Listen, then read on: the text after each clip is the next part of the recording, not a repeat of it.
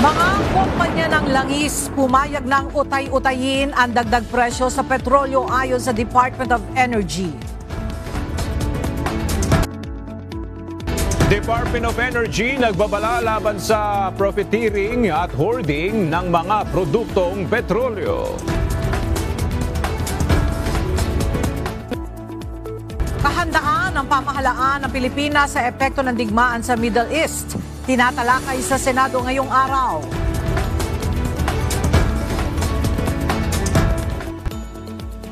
Labing-walong ex-Marines pinasapina ng National Bureau of Investigation.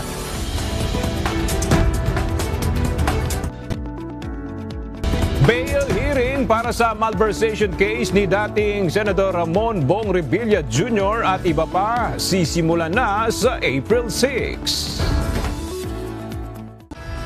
Stranded ang nasa 20,000 seafarers at 15 cruise ship passengers sa Gulf bunsod ng kasalukuyang nangyayaring tensyon sa gitnang silangan ayon sa International Maritime Organization.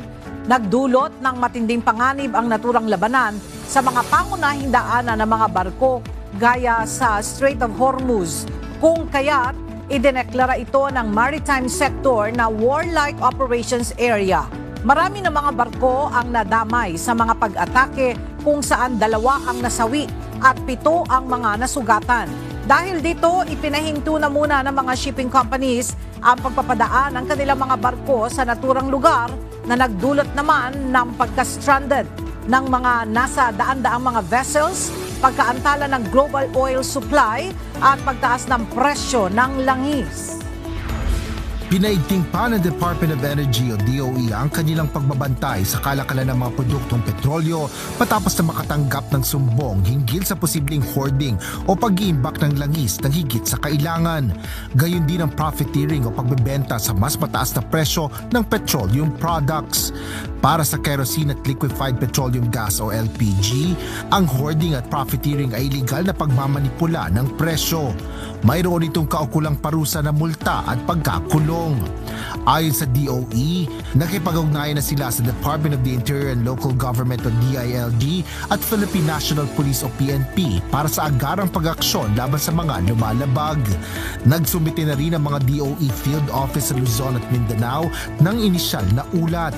Kabilang na dito ang mga sumusuportang ebidensya na nagpapakita ng potensyal na irregularidad sa fuel supply at retail practices. Pa rin ito ng banta ng pagtaas ng presyo ng mga produktong petrolyo dahil sa nangyayaring gulo sa Middle East. Pero sa ngayon, ayon kay Transportation Secretary Giovanni Lopez, hindi pa posible ang fare hike. Pagdating kasi sa ating fare hike, no, kailangan namin, sabi ko nga, we have to tread this very carefully with abundance of caution. Ilang araw matapos magsimula ang gulo sa gitnang silangan, nagsagawa ngayong araw ang Senate Committee on Foreign Relations ng pagdinig kaugnay rito. Ayon sa chairman ng komite na si Senator Erwin Tulfo, layunin ng pagdinig na makuha ang latest situation sa mga lugar na apektado. Ela, isinusulong sa House Bill No. 215 o presyo ibaba bill yung pagpapababa ng presyo ng langis at iba pang produktong petrolyo, kuryente, tubig, toll fee, pagkain at iba pang basic necessities sa pamagitan ito ng pagtatanggal ng excise tax. Panawagan ng Makabayan Bloc na naghain ng panukalang batas kay Pangulong Ferdinand Marcos Jr.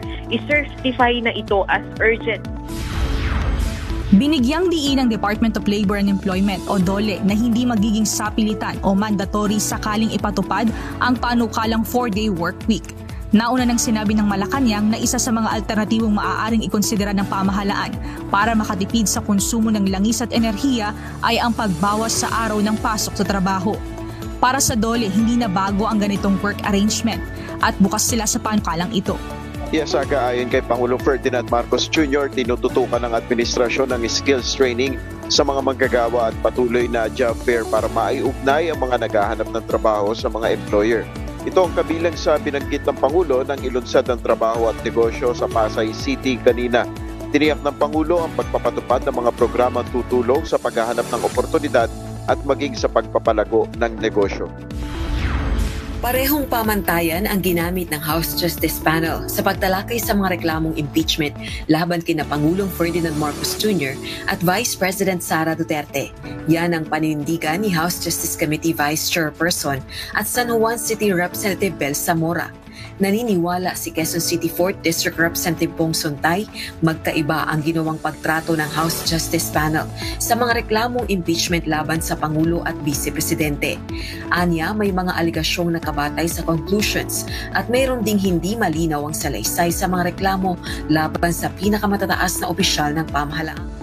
Ella, isa sa napagkasunduan at naaprubahan ng korte dito sa ginawang pre-trial sa kaso ni dating Senador Ramon Bong Revilla Jr. at 6 na kapwa-akusado ay ang pagtatakda ng petsa sa kanyang bail hearing sa darating na April 6, 2026. Muling umarap sa Sandigan Bayan sina dating Senador Ramon Bong Revilla Jr., Bryce Hernandez at 5 pang kapwa-akusado para sa paghahanda sa kanilang paglilitis sa kasong malversation.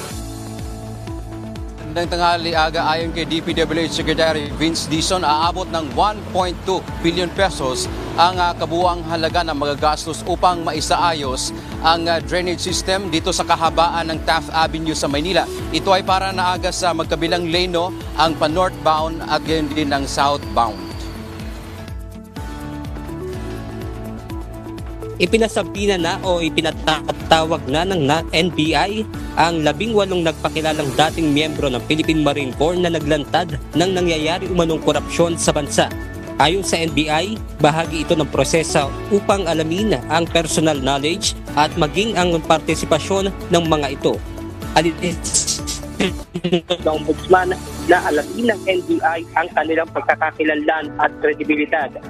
Bukod dito, hinihikayat na rin ng NBI si Atty. Levy Baligod na isumititin sa kanila ang kopya ng affidavit. Sinasabi pa nga ng NBI na may proseso na itinakda ang batas upang hindi naman masayang ito nga ibinigay na testamento ng mga Marines o dating Marines bago nga ito iakyat sa korte. Desidido ang Department of the Interior and Local Government o DILG na wakasan ang katiwalian sa Bureau of Fire Protection o BFP. Kaya naman, sinampahan na ng DILG ng kaso ang hepe ng BFP na si Director Jesus Fernandez kaugnay sa maanumalyang pagbili ng mga ambulansya. We filed against BFP Fire Chief Fernandez and the supplier cases of violation of Section 3E of Republic Act Number 3019, otherwise known as the Anti-Graft and Corrupt Practices Act.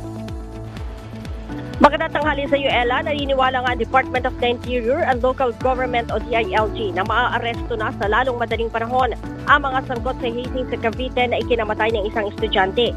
Ito'y dahil kilala na ng mga otoridad ang 17 sa 21 suspect sa krimen. Sa katunayan, Ella, pinangalanan ni DILG Secretary John V. Grimulla ang mga suspect sa isang press conference kaninang umaga sa Maynila. Magandang tanghali, Aga. Ayon sa Pag-asa, posibleng pumasok na ang tag-init bandang katapusan ng Marso. Pero sa ngayon, wala pang formal na deklarasyon ng Pag-asa na tuluyan ng patapos ang amihan. Patuloy pa rin ang nararanasang amihan sa ilang bahagi ng bansa, particular na sa Northern Luzon.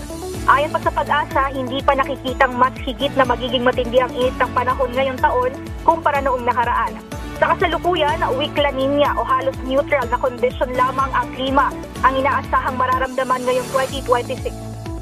Aga, inaasahang 3,000 delegado ang dadalo sa pagpupulong at bilang bahagi ng paghahanda ay nagsagawa na ng coordination meeting ang Cebu Province kasama ang mga concerned agencies at local government units upang ilatag ang mga kailangang gawin, lalo na ang pagsiguro sa seguridad ng mga international guests. Nakatakdang isagawa ang ASEAN Leaders Summit and related meetings sa probinsya ng Cebu ngayong May 5 hanggang May 9.